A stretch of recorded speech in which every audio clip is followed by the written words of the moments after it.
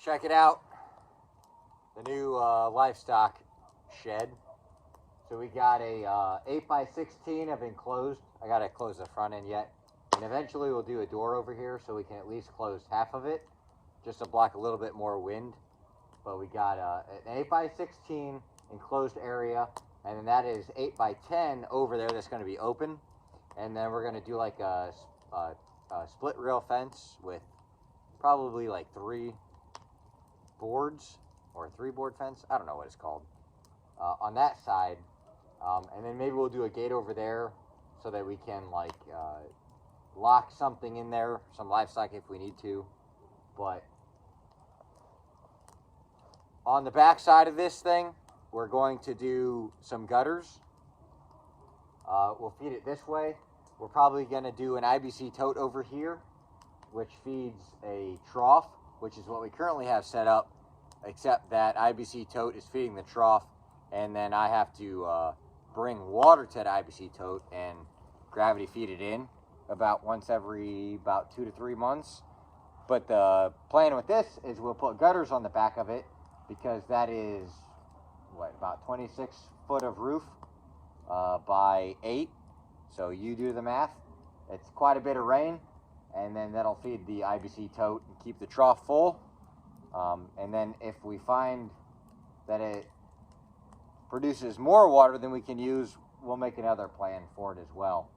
But we just got a little fire going here. We're burning the scraps that I've kind of accumulated, and then I'm picking up. So this was, what do we got here? We got acreage, 8 acres of this. I cleared, man, probably 2 years ago, 1.5 years ago. So what you see is, grass, but this used to be like tight brush and trees. But in that, I cleared a bunch of it out, burned a bunch of brush and trees down, a ton of trees, like house-sized piles of trees. But you still find, you still find these sticks like this laying around.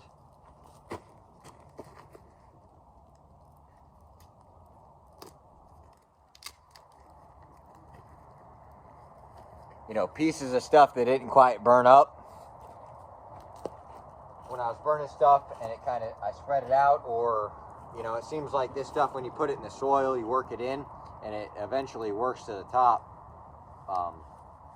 So what you got to go around, and you got to collect stuff up and then do something with it, or not. It'll eventually break down, but you could hit it with your lawnmower and mess your blades up, which is what I did with my zero turn. I got a brush hog, but every now and the zero turn's easy to jump on and just go mow real quick. The brush hog's a little bit more than that, especially if you got like a box blade hooked up on the tractor. It takes you about like 10 minutes to hook up a different attachment to a 3-point. But anyway, so what I like to do is I start a little fire, and I'll just go around. Here's one right here.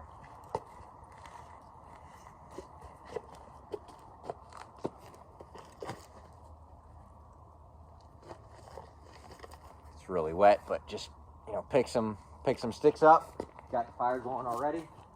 Throw it on there.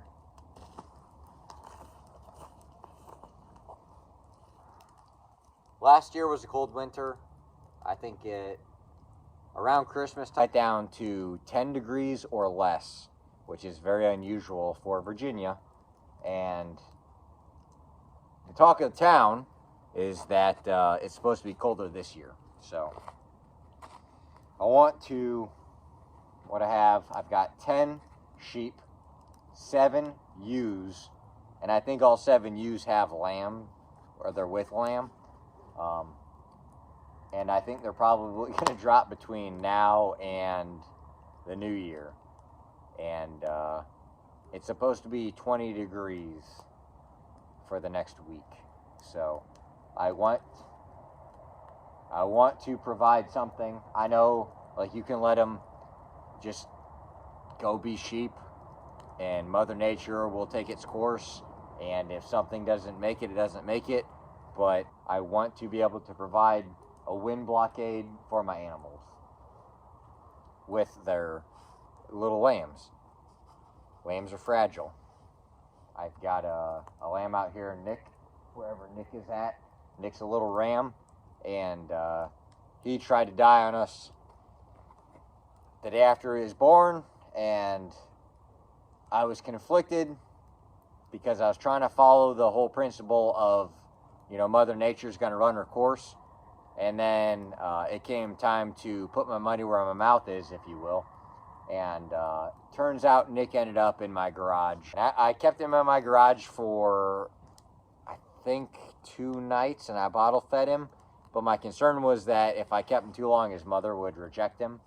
But when I brought him out here, she was all about him. So it worked out for me.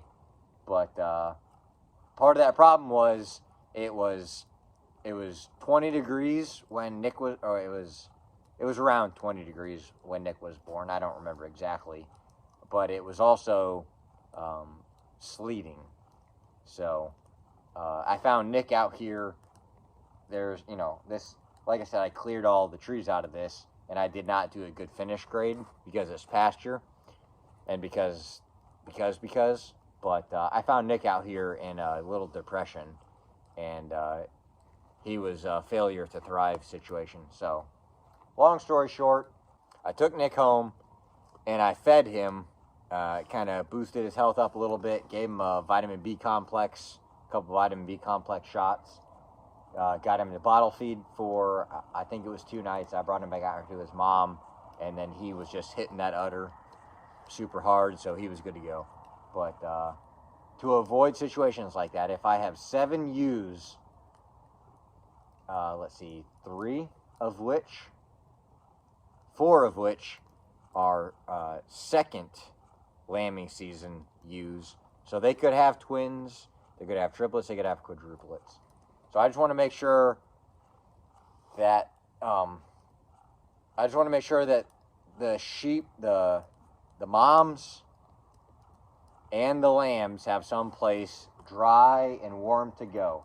So when I finish this out, I'll put a bunch of hay and mulch in there, and then I got the structure over here, which is, looks like 8 by 5 or 6 that I built last year, and the rest of them can go in there. So working on today. I think what are we at? Day 3. Well, it's a partial days because we're around Thanksgiving right now. But today we finished, well, day 1 we put all of our 4x4s in the ground. Day 2 we did a bunch of these wall girts. Day 3, which is today, we did all of our purlins, our fascias, and we put the roof and walls on. But as I talked to you, we're running out of daylight, and this fire is only producing so much light. The other night I was working by headlight and flashlight, so I'm gonna let you go, and we'll probably have to come back tomorrow to close this out and show you kind of what I got done. But I want to get this front wall done tonight, so I'll see you guys tomorrow.